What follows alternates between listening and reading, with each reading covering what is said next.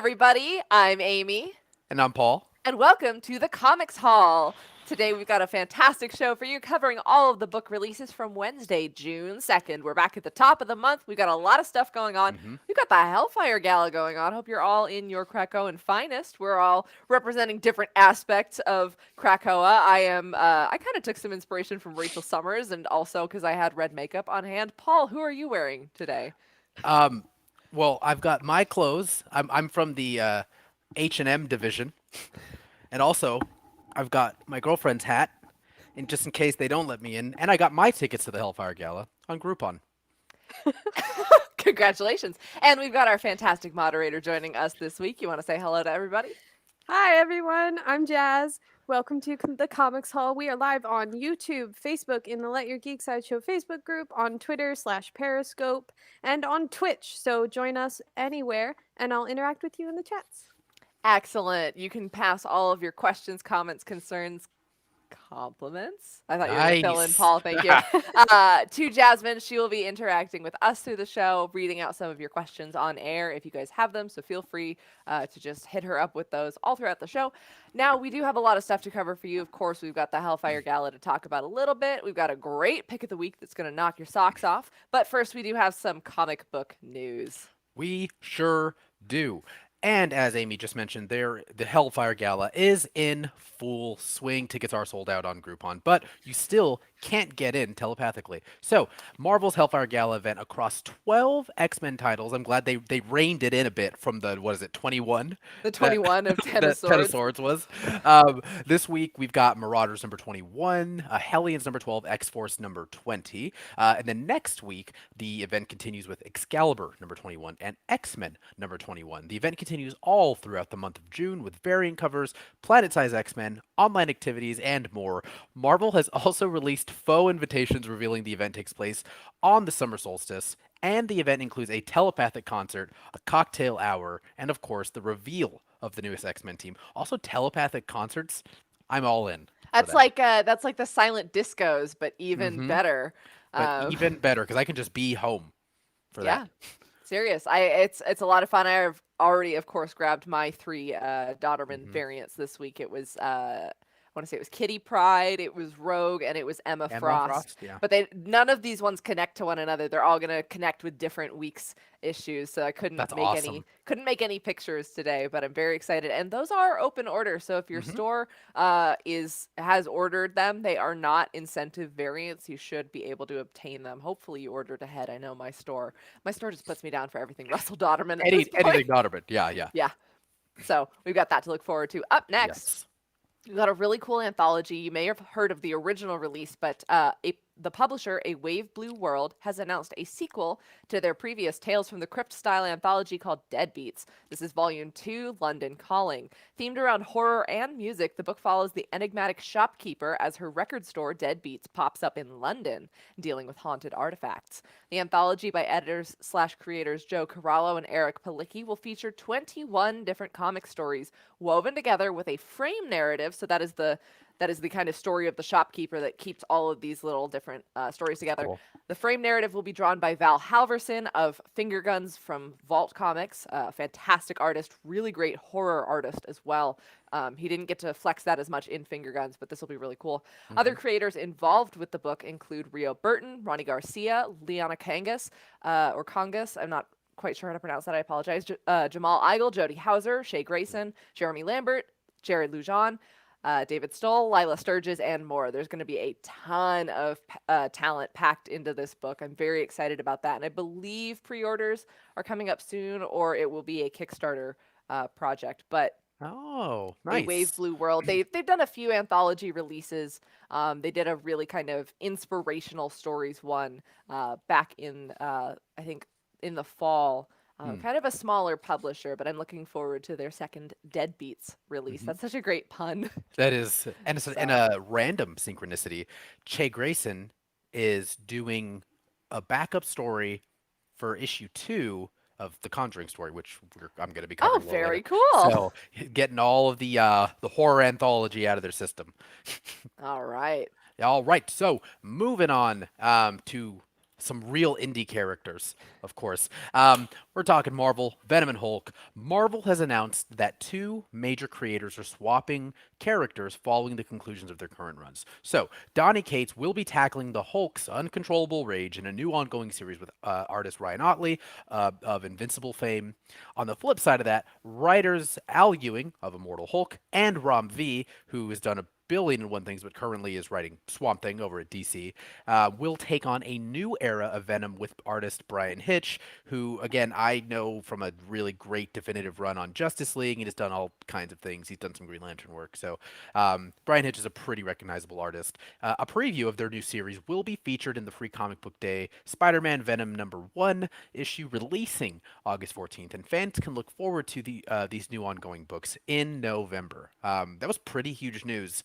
I think it had sort of broke a couple of days ago. I think maybe like Thursday that like Marvel had some really big news coming out next week, and I guess this is what had come out. I don't know if you saw Amy, but They were doing it across Twitter, like, "Hey, CB Cebulski, can we announce our book?" And he's like, "No, guys, please don't do that." But we yeah, got so that was our first hint at who was involved with the book. At right. least I remember seeing Donny Cates and Ryan Otley kind of in the exchange. But that hmm was so And then that was I funny. think literally. I don't know if it was earlier today or like just moments ago, but Donny Cates is like, "Hey, I'm on vacation, and Marvel is supposed to announce a thing I'm doing. Can you guys let me know? Thanks." Very Donny Cates. Solid marketing plan. Finally, our last piece of news this week. It's a small one, but just a reminder all 8 episodes of Sweet Tooth premiere on Netflix this Friday, June 4th. Of course, this series is based on the acclaimed Vertigo comic book by Jeff Lemire, a compendium of all 40 issues of Sweet Tooth, which has been billed as Bambi meets Cormac McCarthy's The Road. You know, just two very gentle, sweet things that should never go together. Right. Will hit comic stores on June 9th. So next week, if you are looking to maybe you watch the series this weekend and you're looking to dive into the comics, or you want to wait for the comics before you go into the show, hmm you can get a compendium of all 40 issues, and that will be, I believe, $59.99 retail price. So Nice. that'll be coming out next week from DC Comics.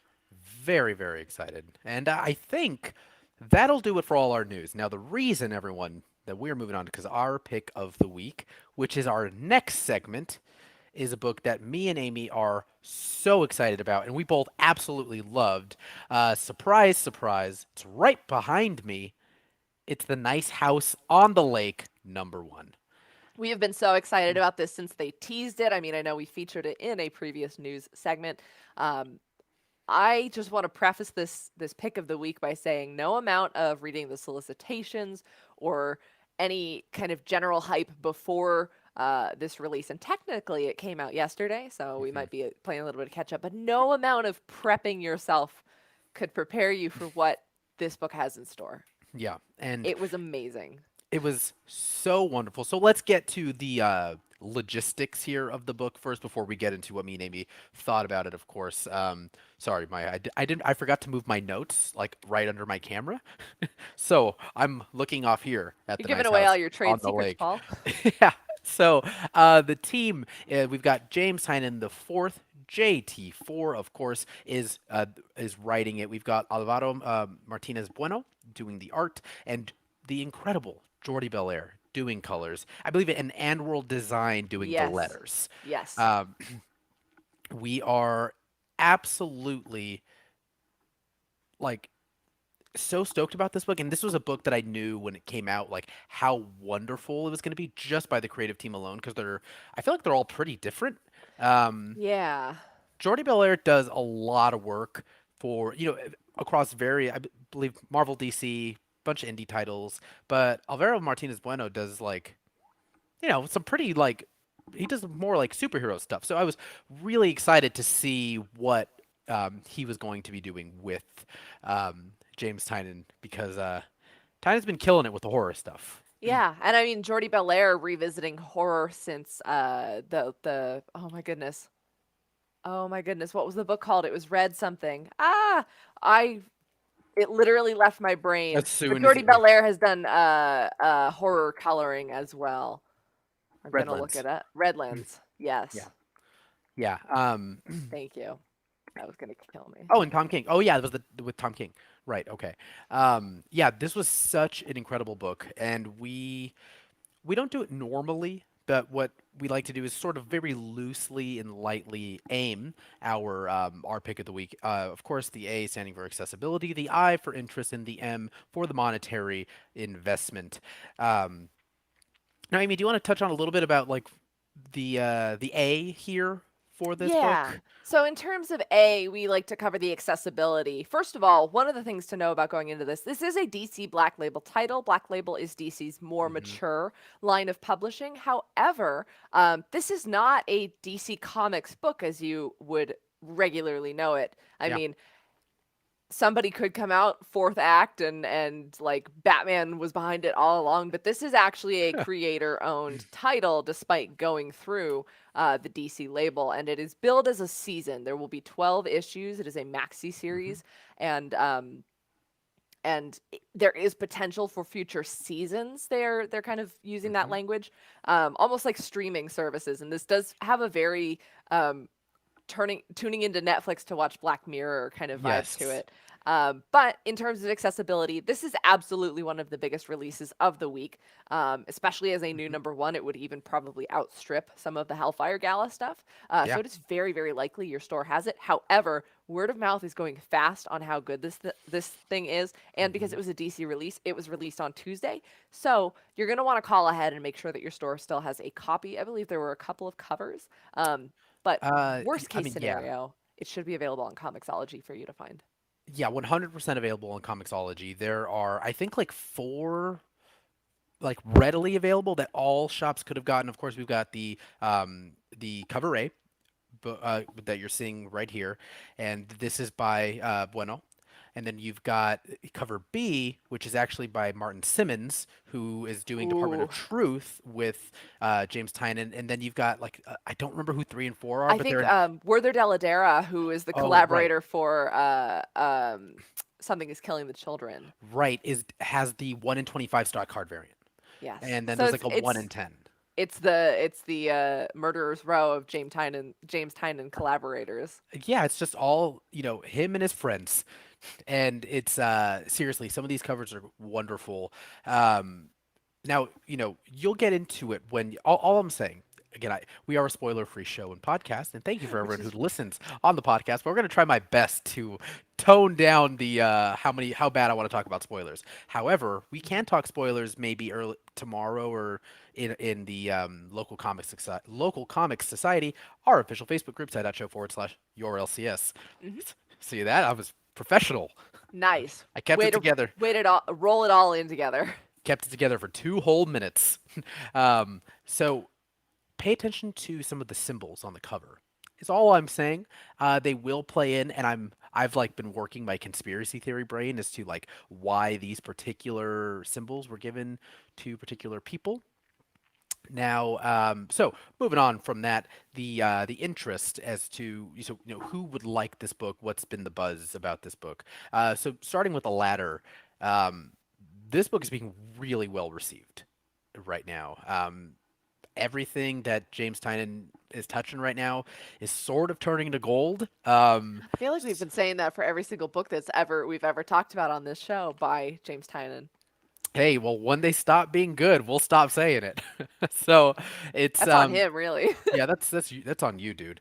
Officially, he won Best Writer in our Comics Hall poll for a reason. Hmm. He's up in the Raptors, and so as far as the interest in this book, like I'm just calling him JT4 because that's why he's in all my notes. Uh, he is from the town that this takes place in. Um, and a lot of this takes place really around his life. And so I always appreciate and love when artists are, incredibly honest in their writing. And, Amy can maybe speak to it a little bit more as having written comics, but like having the platform from DC and, at DC Black Label specifically to be able to write that honest and write this story, it really comes through, I feel, in this story. Like you can tell it's very personal to him. Yeah, and there's even some great elements of Hmm. utilizing the current mindset. I mean, um as you can tell, and as we've kind of expressed before, the comics creation pipeline is a really long time. I mean, you are seeing solicitations 3 months in advance. You do have at least a cover and the loose plot, but by that Mhm. point, the script isn't finished. Likely, the pages are certainly not done, unless some books go in with multiple um, issues finished ahead of time so they can release them. Yeah. But this very much has elements of the fear and the reaction to the last year that everybody has been Mhm. experiencing, and the being locked inside of a house idea. Even though with a nice house on the lake, it's a beautiful place to be locked in. But Yeah. I mean, it does have even a contemporary reference to February. I think February 2021 is where some of it is set. I think there was an email Mhm. in the book that shows it's 2021 in the story. Yeah, and there's some really fun information docs in here as well. I like in some of there's some emails between some characters to other characters that you get to read. Very, as we mean, Amy, you're saying very like Hickman-esque, emails Hmm. between other X-Men. And I do like how our main character was asked by a Google review bot to review Tiny Onion Studios, which is James Tynan's actual like production studio. So it's just like little stuff like that. I think it's just I think he's fully immersing himself in this world, and again, we haven't really talked about what even this story is. Like, who would like this story? But um, for lack of a better word, I mean, maybe I should let you try to summarize like what this is about on paper. Oh my goodness. On paper, I'll do my best. I don't have the Hmm. actual solicitation text pulled up, but going in, this is what I understood about the story. 12 different people are invited to a nice house on a lake for a weekend retreat, not just a weekend, kind of a A retreat. yeah, a retreat in a lake area where Hmm. it's really cut off, almost like one of those places where you go and you're not gonna have cell reception, so you text Right. everybody like, "Hey, don't if you don't hear from me in a week, don't worry." But it's 12 different people in this elaborate, really nice house, and they all know their host in varying capacities, but nobody really knows who Hmm. he is. To some, he's a friend. To some, he's a coworker. To some, he's almost just a stranger. Yeah. But he has invited them and gotten them into this situation. And from there, it's the horrors of being trapped in a house with people while the world is happening outside around you. Yep. And as I referenced to the fact that it is kind of contemporary, the world outside is very scary. Hmm. But Tynan really just takes it in a direction that you're not expecting. And I don't, and yeah, we don't want to say anything, but as Paul mentioned just before we began, he was telling me he was surprised that the book tips its hand so fast. I mean, it is a Yeah. maxi series. You'd think it might wait, but this book wants you to it pulls the rug out from you very quickly in a Yes. horrifying fashion. Yeah, and it's really great. It's a very particular type of horror that I think speaks to the success of Tynan, in that it is horror that takes its time and it sort of plays on things that are very real around you in your home right now, and that's the idea of like being locked in your own place, With your a Furby. friends, with a Furby, with friends. Everyone has that one friend that you're like, oh yeah, I know that person, in passing, and like I would be invited to their shindig, you Yeah, know, and you're like, he's but a cool guy. No, I yeah, don't know him that well, but yeah, he's cool. it's like every time you see this person, you get along, but you're like, I'm not gonna, be a best man, or I'm not gonna be a groomsman in their wedding or something. Like we all have that person, and this sort of plays on the idea of like, how well do you know that person? And like, how well do your friends know that person that they're introducing you to? And Do it's you terrifying. do you weekend retreat at a lake house know them well enough?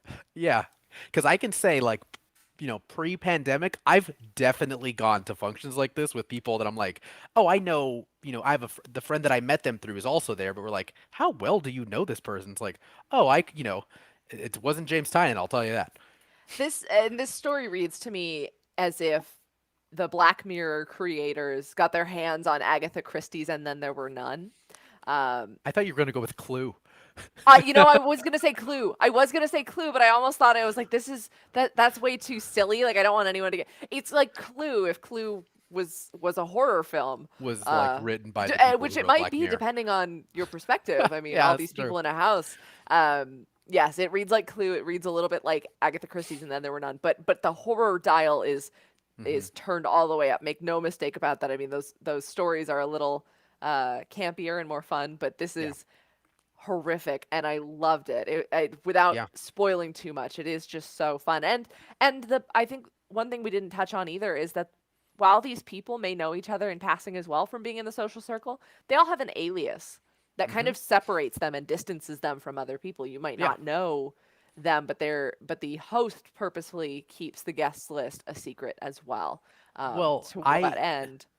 oh, I can't say that exact point because it'll spoil some stuff. But all these people have an alias. It's like the consultant, the writer, and I love that idea because we all use that in our day to day life. When you've got your best friend and they're like, "Oh yeah, I was getting drinks with Roger," and you're just like, You're like, "Oh, which one's Roger? Oh, oh he's the the baseball player oh or the something baseball like that. player, got it." Like, and then you build these preconceived notions about that person going in by just that, you know, that word that you attach to them. And so it's like it's these things again, this very simple and realistic style of horror that James Tynion plays in all of his books, but specifically this one. I feel like this has been a book that he's been writing for a while. I don't know if that's true or not, but um, there's also a lot of Alvaro Martinez in here because he also helped co-create this story. So it's been fun to see to guess like where Tynan's brain ends and Bueno's brain begins. So that's been fun. This also made me do something I haven't done for comics in a while, and that's take like an obnoxious amount of notes. Like I'm not kidding. Oh, you can't see it, but there's a lot of notes there. I promise. Conspiracy theory brain in full effect. You should post that up in the local comic society I when we will, but have there our. are spoilers on there, so I will wait. I will give everyone until Friday night, and then I will post it. So you've got till Friday night to do that. Also, To someone run out and get this book. I mean, 100%. if you do nothing else, if you listen to no other aims and reviews from this week, The Nice House on the Lake is the one to get. Yeah, yeah. This will be one of his definitive books. I feel. I mean, we're being hopeful in that because it's just when you write what you know, hopefully it comes out golden, right? I assume. Something And like that. And even the things you know when you write what you know, sometimes the things you know are the most horrifying. yes, and that is reality. Reality is horrifying. And so, again, so that's the interest.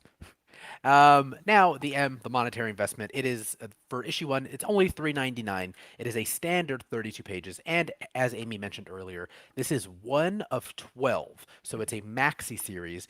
Now this is what they're calling. This is book one in season one. So we can be led to believe that season two will also be 12 issues, but we don't know where that's going. We're just Yeah. currently enjoying issue one. And as I mentioned, there is no the season 2 is not confirmed, but it has the potential to spin off if the book does well enough, which I think the opening reception Hmm. has proved that there will probably be a season 2 if there's more to tell. I believe as this is a maxi series, this story will be Yes. completed.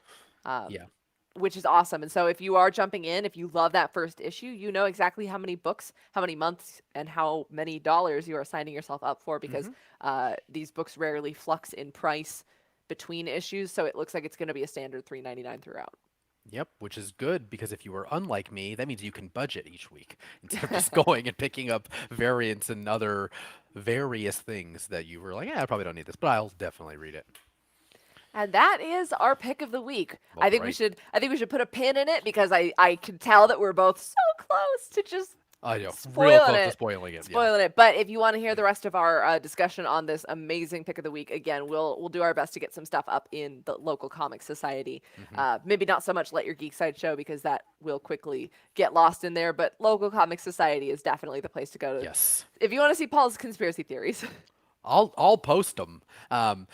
It's mainly just like a lot of like the Charlie Day meme energy. That's what I'm bringing to you on this Wednesday the second. All All right. So right. continuing on with our pick of the week, we are going into our true and tried aim system now and segment. I think I'm up to bat first here. Yeah, and I we don't am. really, I mean, we don't really need to recap the full aim. We did Yeah. just kind of give it to you guys in Pick of the Week. But again, that's accessibility, interest, and money, our Hmm. signature system, because we don't like numbers around here. No, we do not. Stop trying to make me do math. All right. So, the very first book that I'm going to aim for you all is Out of Body #1 by Aftershock Comics, written by the incredible Peter Milligan and art by Inaka Miranda, and we've got colors by Eva de la Cruz. And I always, and it's, oh yeah, Sal Capriano is doing the letters for this book. Now, the one that you guys are currently seeing, this is cover B. There are two covers out right now. I don't think that there was a ton of um, cover Bs when I went, unfortunately, because those are the incentive variants, meaning your store's got to order 25 of the cover A's before it can get one of the cover Bs type of deal. So, getting into the aim, the accessibility of this book. This is actually the only #1 by Aftershock Comics this week, so it was pushed pretty heavily. You should be able to find it. There was a ton of issue 1 cover A's when I went to my shop, and I went at like 1 or 2. So hopefully it is still around. It should be pretty easy to find. If not, call ahead, but it is also on Comixology if you read digitally or you just want to read the story. Now, this is a true #1, meaning you can just pick this book up and read it and understand it. There's nothing at all that you need to know before getting into this book. There's actually some really fun, like in-world back matter that you guys all know that me and Amy love. Sort of Mhm. just really enriches the entirety of the story. But like it happens sometimes, I wish it was in front and not in the back of the story because it would have really helped me understand some stuff. But it did prompt me to go back and read it again. So I've actually read this one twice. So Out of Body #1. This is an interesting story. It's about a guy named Dan Collins who wakes up and finds that he is technically in a coma and he's hearing things, and he finds that there is someone speaking to him. Now, there are so many threads in this particular story that I'm not going to really start pulling on all of them currently because you got to read the story to understand. But there is Dorian Gray makes an appearance in the story, so that's always fun. Anytime Dorian's around, I guess.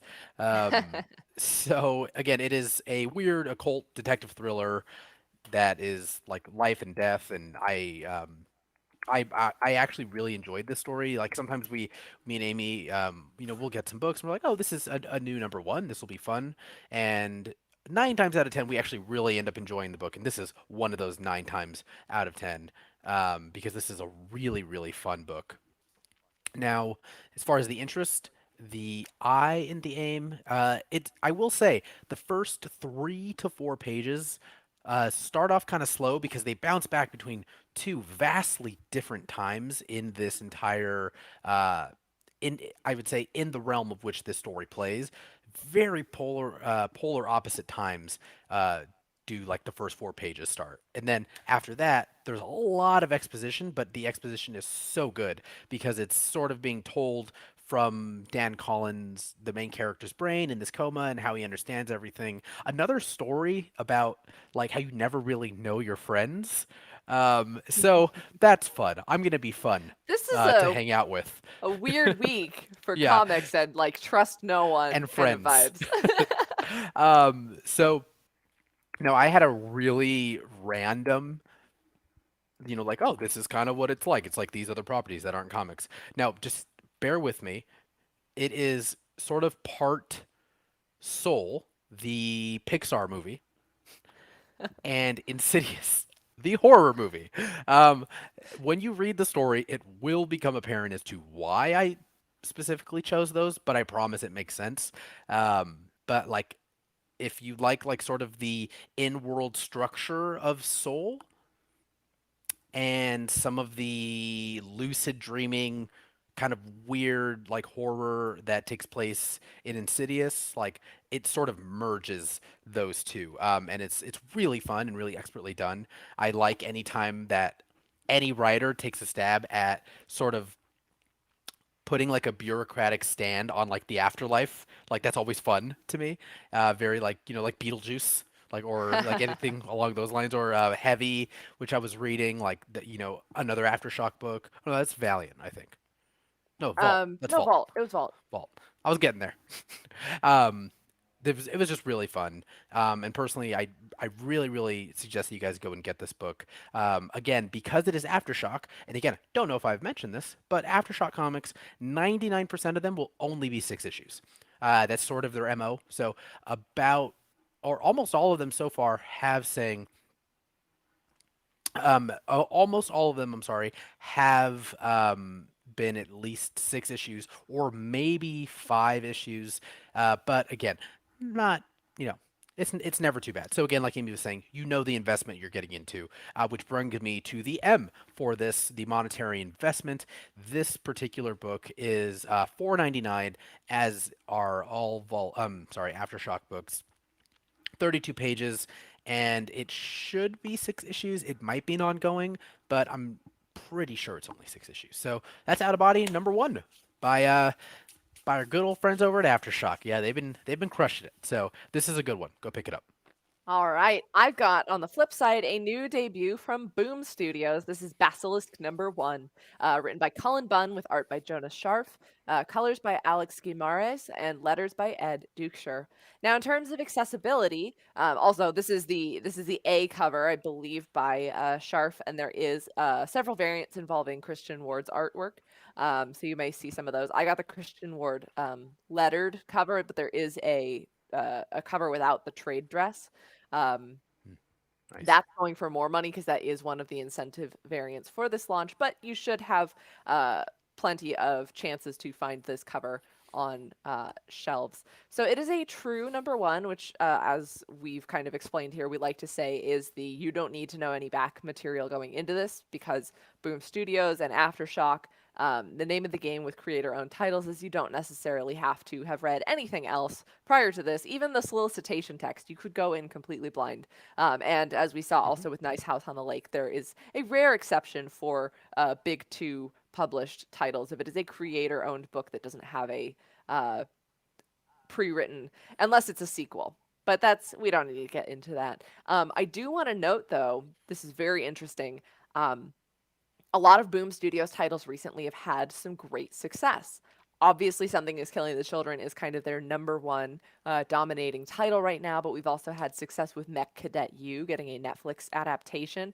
And a couple of other Boom launches have seemed to go up in value because of their interest for other projects or their popularity. So there's a little bit of false scarcity with Basilisk #1. A lot of people are buying this issue in anticipation of it becoming something that could, but it's not really a high speculator thing right now. But I do want to just warn you, if your store didn't order enough, it hasn't sold out at the distributor level yet, but so you should hopefully find it. And this was Cullen Bunn's highest ordered launch book ever. So the print run is plentiful. You should be able to find it, but if there's any false scarcity for some reason, uh, don't freak out. It's also available on Comixology if you're absolutely needing to read it as soon as possible. Um, Other than that, the story is great and easy to read and get into. Bunn does a really great job with silent panels, which I think a lot of comics, when people see the silent panels, they go, oh, this is going to be a quick and easy read because there's not a lot of words. But the art, when there's a silent panel, it means that the art is doing all the talking for you. So there's a really great push and pull with that in this story. It's a very, very solid debut. It is a mini series. I believe it will be 5 issues long. So it's kind of that speed. In terms of interest, it is a supernatural sci-fi story with horror elements. I'd say almost more like Dread, but there are some disturbing visuals based on the characters and their powers. It is a book for fans of Philadelphia and Stillwater, as well as Harrow Ooh. County or any of Cullen Bunn's other titles. Excuse me. If you like his general sense of horror, you really can't go wrong with that. And again, as I said, it's a solid release. It does move pretty quickly. There's a lot of action as well. There's a really nice kind of chunk of action that is really well done. Uh, but it feels a little bit thin in terms of the lore, and I will say it's not a bad thing for a 5-issue miniseries. They do really have to make sure that they measure out the content and make sure that you want to stay invested to find out the mystery of this book. I think it's a mysterious and engaging title, and you don't get a whole lot about the Chimera, which are the book's main antagonists. It had a little bit of a die feel, but I know there's other stories where 5 people who seem to have been part of an experiment of some kind have just stumbled out into a town in the Midwest, and they've got strange powers. One of the characters says we were almost like newborns, and they end up cutting a swath of destruction through the United States. And they are our mysterious antagonists, and we follow one of the victims, whose name is, I believe, Reagan. We have the two named characters in this, Reagan and Hannah, and somebody has walked away from the Chimera, that group of 5, and so it is the story of kind of tracking down the others and the victim getting retribution. But we don't get a whole ton of that in this issue. That's mostly from the solicitation text. I actually don't even think that the Chimera's name or group name is mentioned in this story, but they are considered a hive mind of villains. I think this is a really great story. Again, I've touched on Bunn's kind of solid horror output, but Jonas Scharf does a really great job. There's a really cool way that the flashback sequence is rendered in a completely different visual style than the main book, but the line work is so clean. It's very detailed of kind of this every town America as our protagonist travels through in search of the Chimera. And the colors are really nice, kind of moody. There's a really evocative blue as the main Chimera character that we see wears she wears a blindfold over her eyes, not to shield herself from other things, but to shield other people from her eyes, and that is part of her powers. Just really interesting, and I want to make a weird comparison here. I got a little bit of Resident Evil 7 and 8 vibes from this story, if we're in the way of comparing media that is not comic books, because it's a group of empowered individuals that may or may not have had a hand in their own creation, but you get the sense that somebody else created the Chimera. And we have a victim who's very invested in tracking them down, and each of them has fantastic and terrifying abilities. So if you're into the more modern Resident Evil titles, I think that you'll get a little bit of that sense here. It's not quite full Village, and it's not quite full Biohazard, but I think there's a kind of a crossover there with the horror and dread of the title, but it is, again, more of a supernatural sci-fi than straight horror. Ultimately, this issue will leave you wanting a little bit more. It does kind of tease out the mystery of who these characters are. We don't even get all of their powers. We don't get to see everything that the Chimera are capable of. But there is a great cliffhanger, and I think if you are sold on this first issue, if you like the pacing of it, then you're going to enjoy. I mean, I haven't read the rest of the miniseries, but it's one of those things where I know the pacing of miniseries, and I think this will play out very interestingly. But the first issue gives you just enough to keep you invested to go in for the rest of it. Now, in terms of M, this is $3.99. It's a kind of standard comic release, and because the first issue wasn't priced up, you can assume that all the issues will be $3.99, and it is a standard 32 pages, which equates to more like 26 or 28 pages of actual story, plus advertisements from Boom Studios about other related titles and other upcoming books that you can check out from them, and where you can pre-order Boom titles. So without saying too much else, because I don't want to spoil things, that's all I've got for Basilisk number 1, but another solid debut this week for the horror stuff. I mean, we're a little more than halfway to Halloween, and June is like, hey, hope you didn't forget about us. You'd think that we were in for some breezy summer titles, but we're getting the creepy stuff out of the way. Remember to be scared all the time. Here we and go. don't trust your friends. Don't trust your friends. Nope. And speaking of not trusting your friends, the next book that do we want to take questions first? Sure. Do we have a couple questions? Okay. Yeah, we might have time for just the one. So, Jasmine, do you want to come on and ask us? Yeah, let's go with JJ's question. Yeah, hi. Hello. JJ Welcome Joe back. on Twitch. Hi, everybody. JJJ on Twitch asks, do Paul and Amy look at all the new releases for the week and pick and choose, or do they actually read them all? Oh, well, JJ, great question, and hello. Thank you, Jasmine. And so no, we do not read every comic that comes out every week, Let's but let's preface by saying that would be at least $300 or $400 a week, which is money yes. we do not have and time we do not have to actually read every single book. But these books are coming out of our pull lists, out of our own Mhm. interest. We do a lot of research on what's coming up each week, and sometimes we will pull a book that, like, let's say I wasn't necessarily going to read Basilisk, but because it wasn't already on my pull list, but I did check it out. But everything else that I'm reviewing, everything else that I've got this week, I've got 12 different titles, including the Hellfire Gala. Those are all Yeah. genuinely from my Hmm. pull list. We are both avid readers and collectors, and so Hmm. while we regret that we can't read every single comic book published ever and bring every single review to you guys every single week, Yep. we try to pick the biggest new releases because those are the most accessible for fans to get Yes. into. It's much easier than for me to say, I'm going to review Buffy number 26, which is a series that a lot of you are probably not already reading, and it's 26 issues in, and I don't have time to And give it's you. it's not like Silver Coin or Haha, where you don't need to have read the other 25. Like you need to be invested in the previous 25 of Buffy. Right. So we always try to bring you guys new releases, especially Hmm. from independent publishers that you may or may not have had your fingers on the pulse of, as well Yeah. as providing a resource for people who don't know where to start with comics because it is very intimidating and Yeah. I mean, we've been grandfathered in. I've been reading since 2012. Yeah. Um, I would love to read every single book, but that would require a lot more time and money than I have. So we're doing our best for you guys.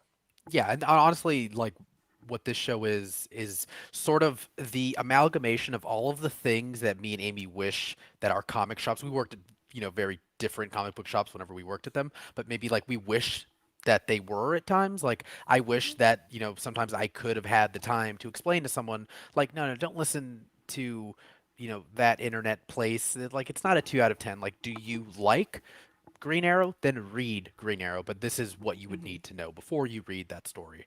And we also, again, utilize previews. So, for instance, like Nice House on the Lake. I mean, me and Amy follow a ton of different, individually, and then as like a collective, follow a ton of different artists and people who, like we always say, one of the best ways to learn about books is to follow the creators who make these books.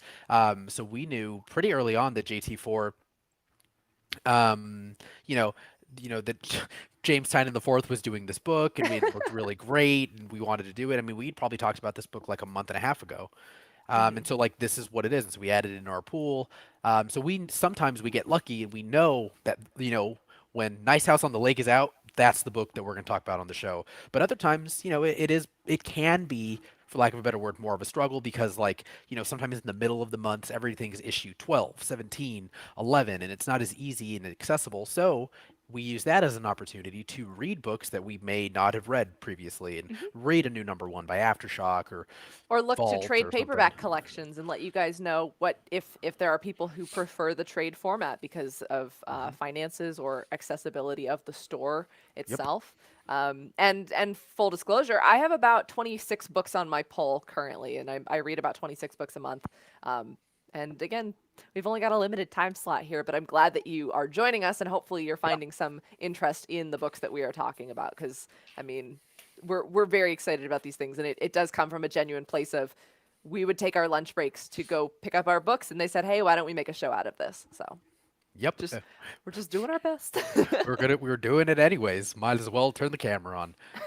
So, yeah. So thank you for that. Yeah, we never really shared that particular part of our process, but yeah, we sometimes we choose pretty far out, like with Nice House on the Lake, and sometimes it's like, oh man, this book got pushed back, so we're covering this next book instead, which actually is a perfect segue into the next book that I am covering because it kind of happened like that, unfortunately.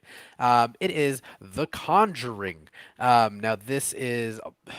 Well, technically, it's The Conjuring, The Lover, number one. Now, this is by DC Comics, of course. Now, this is not, DC Comics of normal continuity, and this is not DC Comics Black Label. This is their new sort of, I guess, offshoot imprint, whatever you want to call it, called DC Horror. Now, I believe that this is going to represent the books that sort of have ties to Warner Brothers' many horror films.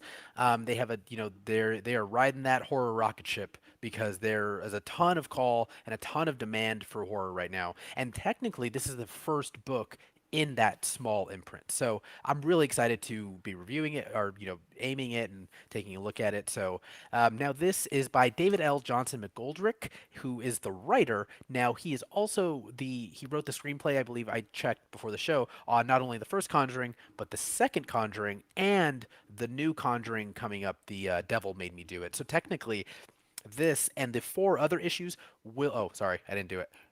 Technically, actually, this will tie in quite nicely as a sort of preface before you get into the film. Which, wow, if we were actually sponsored by them, I would know what the actual date of that film is. But I don't remember when that film comes out. So, but it does come out. So it's the Conjuring, The Devil Made Me Do It. It's the next installment in their series. But the Conjuring is building like a really cool lore and a cool universe. That'll be out this Friday. That'll be out this Friday. So right after Sweet Tooth, you can check that out. Yep, make a day of it. This Friday being the 4th for everyone who's interested. Read this and then go into that. It'll be very, very interesting. I'm curious because my girlfriend doesn't like horror, and so she won't watch it with me. But I'm curious when I do get to watch this, like to see like how nicely it sort of compares there. But this takes place. Oh, I'm sorry. And we've got Rex Ogle, the artist, it does an incredible job, and Mike Spicer doing the colors. And then there is also a backstory, sort of like a y- um, just like back pages that you would get in like the old in like older Justice League stuff, which would introduce Justice League Dark World. Actually, they're doing that again now, I believe. Um, and those are called Tales from the Artifact Room. Now, these are different artists and writers taking one object that is not really at the forefront in the Conjuring or the Warren stories. Maybe you can look them all up because they all do exist. And they sort of make a small 4 to 6 page comic out of that one artifact.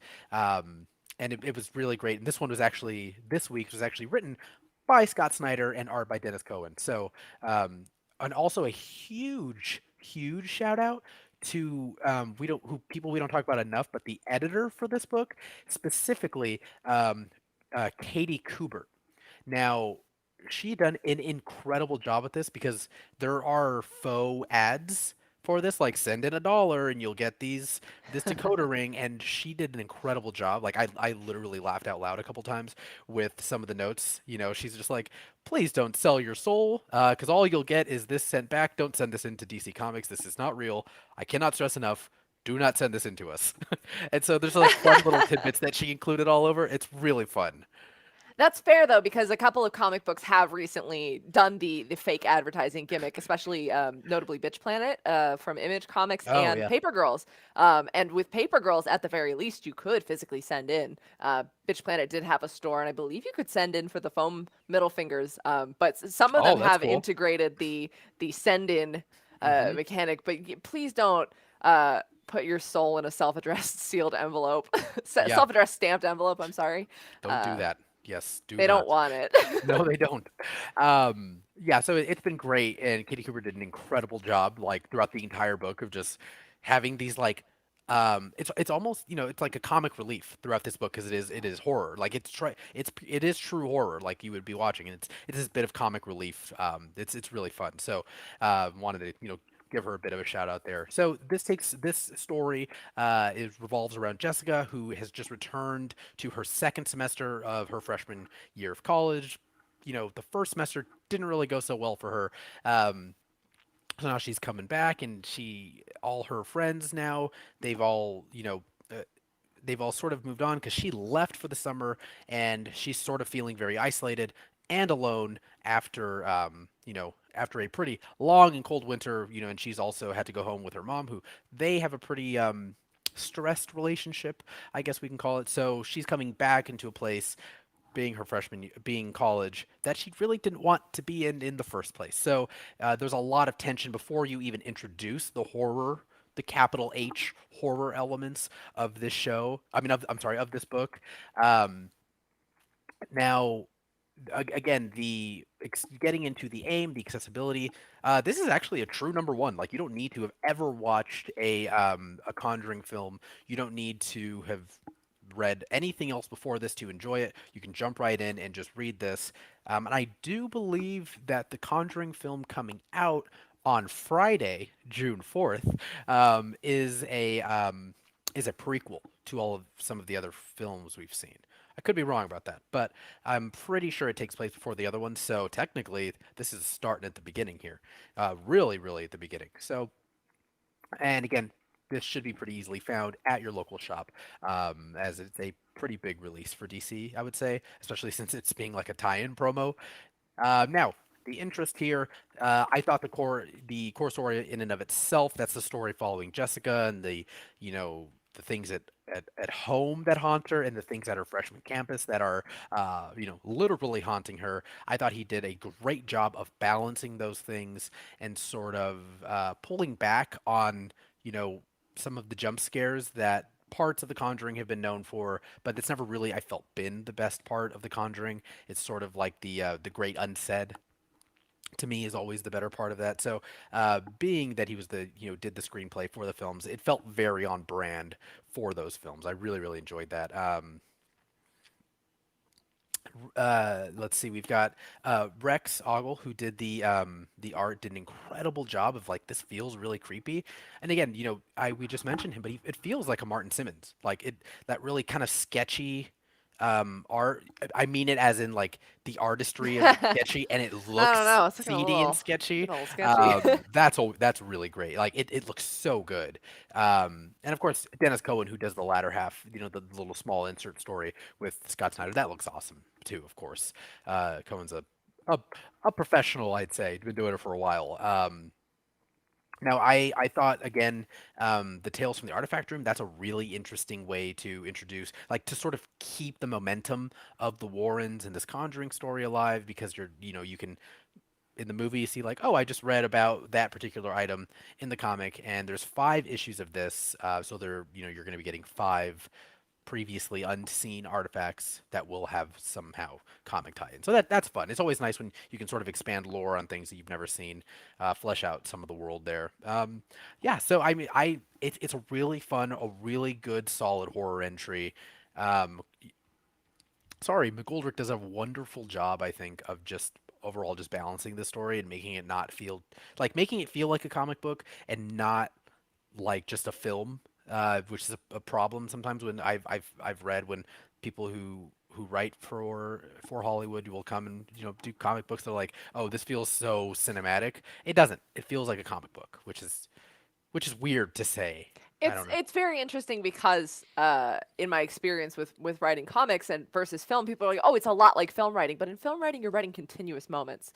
You're Hmm. writing someone walking to the bar and pouring themselves a drink. In comics, you've got to pick which moments you want to Hmm. slice out, which film stills you want to pull because they are moment to moment. And the brain can fill it in, but it's very different than writing continuous flowing moments.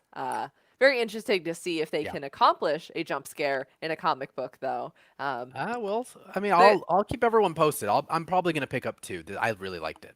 the closest I've ever had to a jump scare in a comic book was the autumnal from Yeah. Vault. Actual page turning, eek. But if are you good on the Yeah. Conjuring? Can I switch it over? All 4.99, right. 4.99, 32 pages. That's the end. You're good. Thank you, Paul. And I'm going to wrap us up for the weekly haul segment with another new number one from DC Comics. We've got Crush and Lobo number one. You guys will notice they've got the Pride Month logo up in the corner there. Not only because it is Pride Month, but also because the main character, Crush, is a lesbian, and that does come into play in this story as she is dealing with trying not to be the worst girlfriend ever. But it's kind of hard when Lobo's your dad and you take after him in more ways than you really want to. Now, this was written by Mariko Tamaki, one of my favorite writers, who is also a queer woman. This has art by Amanke Noelpan, I'm not familiar with. I don't know other work that they've done. We've got colors by Tamara Bonvillain and lettering by Ariana Maher. Now, I wanna shout out to Ariana Maher because the lettering in this book has an added task of Crush's constant inner monologue going. And that is what I think sets this character apart from a lot of other DC characters I've read. To me, and this may turn people off, but it may turn people on to the character. This book reads as if Deadpool were a teenage girl from outer space. She's got a constant inner monologue going, which has the irreverent self-awareness of Lobo mixed with the self-doubt of a teenage girl, which, I mean, if you've been a teenage girl, you know what I'm talking about. The constantly second-guessing yourself, but also telling people to shut up and stop looking at you and everything that's going on. So Crush is having one hell of a time fighting bad guys from outer space, but also being a good slash bad girlfriend. She's walked away from the Teen Titans. And so in terms of accessibility, I think this book does a great job of introducing you to the character because she is telling you who she is. Mariko Tamaki does a great job with the character's voice, and it's definitely a unique one in terms of all the DC characters I've ever read. And I'll be honest, this is my first exposure to Crush. It's not the first Lobo-related title I've read because we did cover like Lobo's Comic-Con special on this show, as well as a few other Lobo stories in general. But this is Crush, as she describes, going on a freelance solo butt-kicking adventure. And so you really don't have to know who she is ahead of time. She's also going to reunite with her father, which can only mean terrible things, of course, because if you're familiar with the main man himself, he's currently doing some time in prison, but he wants a visit from his daughter, who's doing her best to distance herself from all of that. As I mentioned, because she's walked away from the Teen Titans, there's a couple of characters involved from the Teen Titans books, but it really doesn't rely on you having known all the stuff that she's has going on in her life there. It's very much an intimate look at her current situation, kind of divorced from all of that as she's trying to figure out who she is solo. In terms of interest, again, fans of Lobo, if you're a fan of Teen Titans, and anyone who wants to know what it sounds like if Deadpool were a teenage Zarnian, you're going to want to check this one out. It is going to be an 8-issue miniseries. I absolutely love Mariko Tamaki's writing. She has a great way of, again, really fully embodying the characters that she writes. Of course, previously she did cover She-Hulk at Marvel with that really great Hulk story that dealt with Jennifer Walters' PTSD. So she has a really great way of kind of getting into the psyche of the character. And of course, as it just happens with Crush, it's a lot more irreverent. And I really found it to be a fast-paced and interesting and fun book. It should be pretty widely available, as it is one of the several new number ones from DC Comics this week. Of course, we covered several others from different branches of the publishing line. But this is just a fun little romp, honestly. And you know, if you're not a super big fan of that kind of first person, you might have a little bit of a challenge with this book. But if you like hearing the character tell the story in their own voice as they're getting frustrated, as they're doing their gosh darn best not to accidentally track alien guts into your girlfriend's birthday party and meet the parents for the first time, it's a really fun, very fast paced, upbeat story. And in terms of the M, it is $3.99. As I mentioned, this is an 8-issue miniseries, so you are invested for that if you choose to put it on your pull list. And this is a standard 32-page book as well. So nothing super crazy about this package, but if you are invested, you've got 8 issues of this fun to go. So that is Crush and Lobo from DC Comics. I know we're running a little low on time here, so I want to make sure we have time for our final segment. Yes. But it is a great week for books and a lot of, as I mentioned, surprising releases from DC in different facets of their publishing line. Oh yeah, very, very excited. We are going to now try to do Haul at the Hall as quickly as we can. We've got just a few minutes here, but we had just asked. So moving on to our Hauler of the Hall, we had asked you if you called the shots at Marvel Studios. What Marvel character who is not yet in the MCU would you fast track a solo film for? Now we had some great answers, and a lot of you had similar answers. So we'll compile all those together. Amy, do you want to kick us off here? Yeah. Ooh, yes. Sorry, my list of the names just disappeared, but I've got it. John Michael Volidka says Jack Kirby's Machine Man, aka Mr. Machine. Excellent deep cut. I also think he has an action figure, so he's due for a movie sometime soon. Yeah, you got to just get the action figure first. Steve Wortman said, "Next wave, Agents of Hate." That's my burner account. Thank you. No, Goodness. Pete Tano said Thor and Spider-Man have had battles there, and Doctor Strange's associates have had a sanctum in London, so Captain Britain could easily be worked into the MCU. And we've got a Uh-huh. number of Captain Britons to choose from as well. We've even got the Yes. Captain Britain Corps. Yes, we do. They keep busy. Victor Solis said, I would pick White Tiger or Nova, either Richard Rider or Sam Alexander. Depending on who they cast, Sam Alexander's got the, you know, get the, the young legs in there. Cody Edwards says, I think Storm deserves a solo film, and Yetide Badake should play her, and that's from the actress from American Gods, of course, playing Bilquis, I believe. Jasmine will correct me after the show if I'm saying it wrong. However, in terms of fitting into the current MCU phase and the plan they seem to be laying out, Hulkling, please. Yes. 100% agreed. Oh, you got it right, she says. Oh, good. Thank you, Jazz. I was worried for you. And then lastly, Katie Breedlove says, I have to say Namor. He has enough differences between Aquaman to make it totally different, and he appears on pretty much every team ever, so he's got to show up at some point. And a lot of you said Namor, which we totally understand. I would love to see Namor. And then we also had one person say, like, we'll never get Namor. So it's fun to see the dichotomy there. That's very interesting. Well, we'll just have to see because I think eventually once we get to the telepathic concerts stage of Marvel's takeover, we're all going to be seeing every character in our brains at all times. Paul, do you have a personal pick for your Marvel movie Greenlight? I forgot. Let's see. I would have to say, but of an underutilized character, Who hasn't had a film already? maybe Loraximus Boneflayer, who's a friend of Doctor Strange. He's literally just like the epitome of like a big just a big teddy bear. He's so evil looking, but he's really sweet, and he doesn't Oh. understand why people run away from him. But it's because he's 10 feet tall, and he sort of looks like Baphomet a little bit. Oh, okay.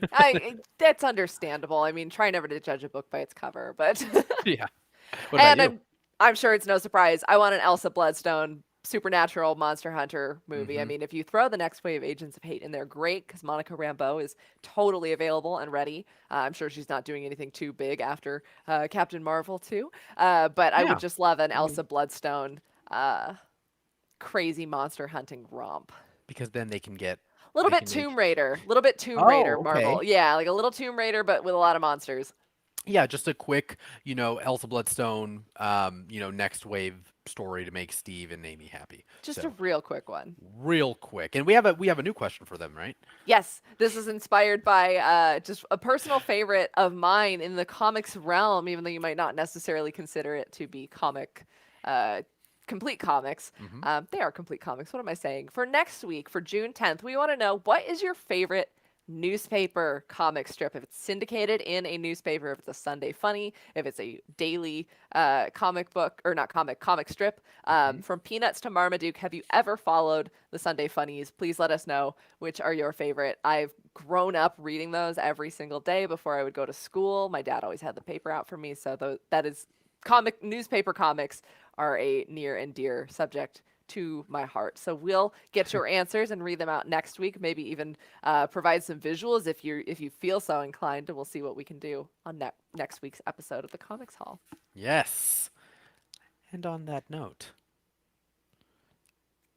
I Thank you think guys I think that wraps us up. for bearing with us through this week of halfway to Halloween horror. I mean, Hmm. what was going on? Hello, I know Boom Studios in DC. what's is everyone okay over there? 5:03, right on time, Amy. Look at us go. Right on time. Right on time. Thank you guys so much for joining us. As always, you can find us on Instagram, Facebook, and Twitter at The Comics Hall. You can always email us at thecomicshall@sideshow.com. We're available in the Let Your Geek Sideshow Facebook group and in the local comic society, side.show/yourLCS. That is our official Facebook group. We are here every single Wednesday at 4 p.m. Pacific time. We are also available on your favorite podcasting platforms on the Thursdays. I believe 8 a.m. Pacific time is when we launch on Thursdays. And also their least favorite. Yeah, We're whether available it's your on all of favorite or them, your yeah. least favorite, we're there too. Available for you to listen to in case you can't watch live. And you can also go to sideshow.com/blog to check out all the visual assets and covers referenced on this show. Whether you're on the podcast or watching live, we thank you guys so much for joining us. Always a great week to talk comics. Lots of cool stuff. And we'll see you next week actually, June 10th is not the next Wednesday. Is it the 9th? It's the It is 9th. the I 9th. was wrong. I was very wrong. So on June 9th, don't show up on June 10th. That's our podcast. But we'll see you guys next time. Thank you so much. As always, I'm Amy, And I'm Paul. and this has been the Comics Hall. Enjoy the Hellfire Gala. Bye. Get them on Groupon.